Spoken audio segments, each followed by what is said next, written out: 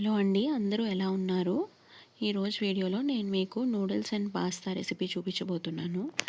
So ముందుగా మీరు noodles and pasta along with corn మీకు నచ్చినంత క్వాంటిటీ తీసుకొని బాయిల్ చేసుకోవాలి వాటర్లో. బాయిల్ చేసుకునే దాంట్లో మీరు కొంచెం సాల్ట్ అండ్ ఆయిల్ యాడ్ చేసుకోండి. సో దీని యూస్ ఏంటంటే సపరేట్గా వస్తుంది ఆయిల్ యాడ్ చేస్తే. ఇలా సపరేట్ స్ట్రైనర్లో తీసుకొని కొంచెం కోల్డ్ వాటర్ వేయండి. సో దీనివల్ల మీకు లూజ్గా నూడిల్స్ అండ్ పాస్తా అనేవి వస్తాయి.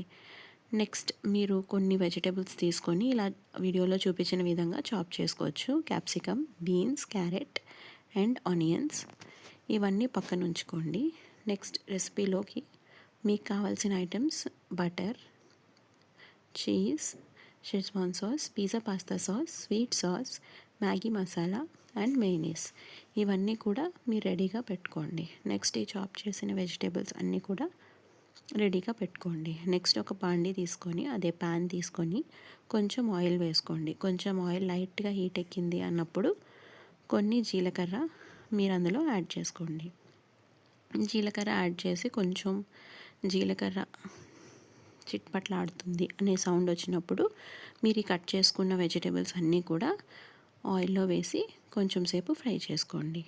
ఇలా కొంచెం సేపు ఫ్రై అయిన తర్వాత మీరు ఓన్లీ వెజిటేబుల్స్కి సరిపోయేంత సాల్ట్ వేసి సాట్ చేసుకోండి. సో ఈ వెజిటేబుల్స్ అన్నీ లైట్ గోల్డెన్ కలర్లోకి వచ్చినంత వరకు ఫ్రై చేసుకుంటే సరిపోతుంది. లేదా అవి కొంచెం ఉడికాయి అన్న మీకు అనిపించినప్పుడు జస్ట్ క్యారెట్ కానీ అందులో బీన్స్, క్యాప్సికమ్ కానీ లైట్గా సాట్ చేసుకున్నాక ఉడికింది అనే టైంకి మీరు వెంటనే రిమైనింగ్ ఇంగ్రీడియంట్స్ కూడా యాడ్ చేసుకోవచ్చు.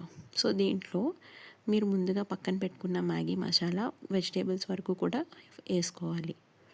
సాల్ట్ వేసుకున్న తర్వాత వేసుకొని లైట్గా ఎవరికైనా పసుపు ఇంట్రెస్ట్ ఉంటే పసుపు కూడా వేసుకోవచ్చు. ఈ వెజిటేబుల్స్ అన్నీ కూడా చాలా హెల్దీ వెజిటేబుల్స్ అండి. పిల్లలకి ఇవి ఇస్తే మంచి పోషకాలు కూడా పెరుగుతాయి.